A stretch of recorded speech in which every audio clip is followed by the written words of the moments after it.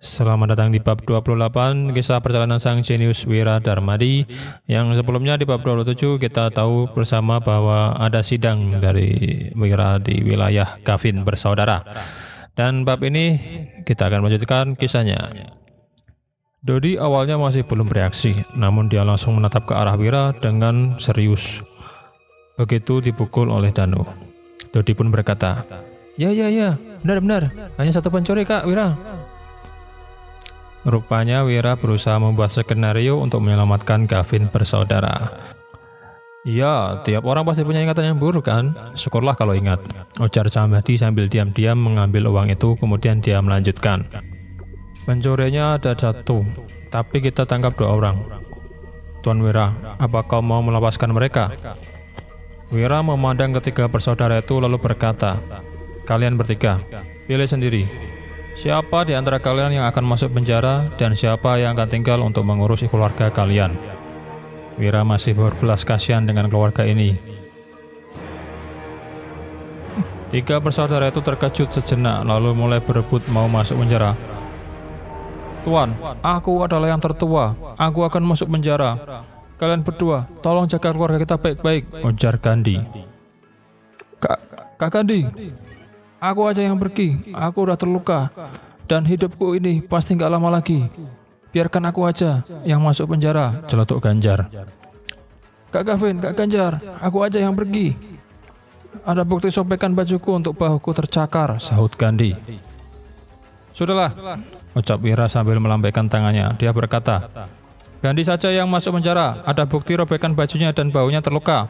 Akan mudah memberi penjelasan di pengadilan daerah. Jamadi pun melirik ke pengikutnya dan 2 pasukannya segera melangkah maju dan melepaskan belenggu Gavin dan Ganjar. Di sisi lain, 3 bersaudara itu memandang Wira dengan ekspresi yang sangat rumit dan aneh. Bagaimana bisa seorang tuan kaya raya seperti Wira mau berbuat seperti ini? Wira yang tidak memasang ekspresi apapun berkata, Sekarang, beritahu aku siapa informan yang memberikan informasi kepadamu. Namun ketika bersaudara tampak ragu-ragu. Cepat katakan, tunggu apa lagi? Apa kalian mau Tuan Wira menjebloskan kalian semua ke penjara? Ibu dan ketiga menantunya tampak cemas. Wira telah mengeluarkan 2000 gabak. Jika ketiga putranya tidak mau memberitahu, takutnya mereka akan dibelenggu lagi. Gavin, sang kakak tertua, menunduk dan berkata, Mereka adalah Tuan Lianam dan Luan Titeja. Sorot mata Wira pun menjadi muram. Dia bertanya, apakah mereka ada yang bilang siapa yang menyuruh mereka datang? Lianam dan Liteja, mereka adalah 2 dari 4 asisten Budi kemarin. Nggak ada, mereka hanya bilang kalau kamu kaya dan banyak uang Tuan. Kalau kami mendapatkannya, kami harus membagi uangnya dengan mereka, jawab Gavin sambil menunduk kepalanya.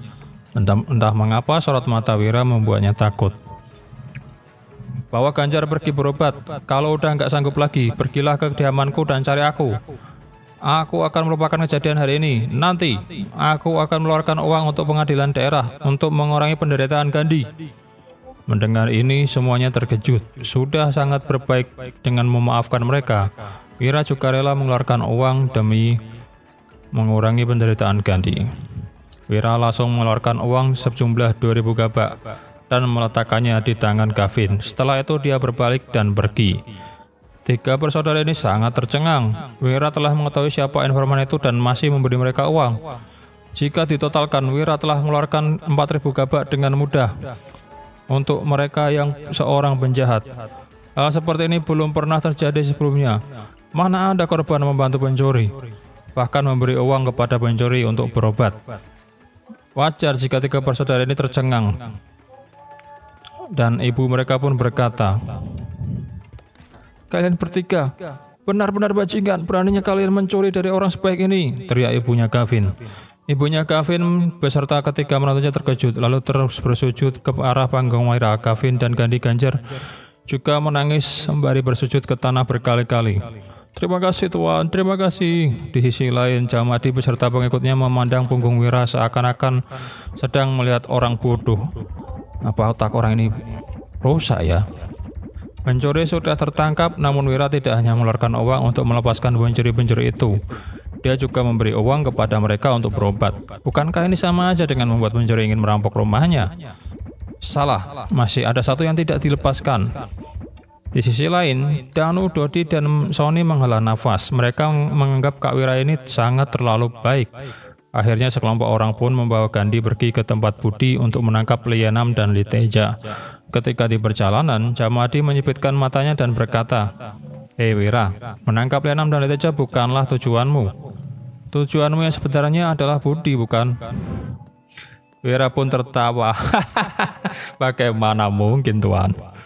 "Kenapa enggak?" Jamadi berkata dengan suara yang tinggi. "Lianam dan Liteja adalah anak buah Budi. Kamu udah memukul Budi kemarin." Lalu Lianam dan Liteja memberitahu ke Gavin bersaudara malamnya. "Sudah pasti Budi yang menginstruksikan mereka, kan?" Tuan Jamadi, Anda memang sangat akurat." Wira yang kagum memberi hormat lalu berujar, "Karena kamu sudah menemukan dalangnya, ayo cepat tangkap dia." Dan Dodi dan Sony langsung bergedik. Ketiganya tidak menyangka bahwa tujuan Wira sebenarnya mencari Jamadi hari ini sebenarnya untuk menjatuhkan Budi. "Jangan bicarakan hal-hal yang nggak berguna ini. Menjatuhkan Budi itu bukanlah hal sepele," Jamadi berkata dengan ekspresi tak berdaya. "Kami ini sama-sama pejabat pemerintahan. Apa yang dipikirkan oleh rekan-rekanku nanti? Bagaimana aku bisa hidup di masa depan nanti? Aku mengambil uangmu 2000 gabak hanya untuk menangkap pencuri, bukan untuk menjatuhkan seorang kepala desa. Aku ini benar-benar gak bisa melakukan ini." "Benar-benar gak bisa?" Wira memastikan. "Iya," sahut Jamadi dengan tegas. "Aku akan tambah uangnya," tawar Wira. "Ini bukan masalah uang. Aku Jamadi, adil dan berintegritas. Aku menegakkan hukum dan gak berpihak. Aku nggak akan menyalahkan orang baik dan membebaskan orang jahat." "Memangnya kamu mau tambah berapa?"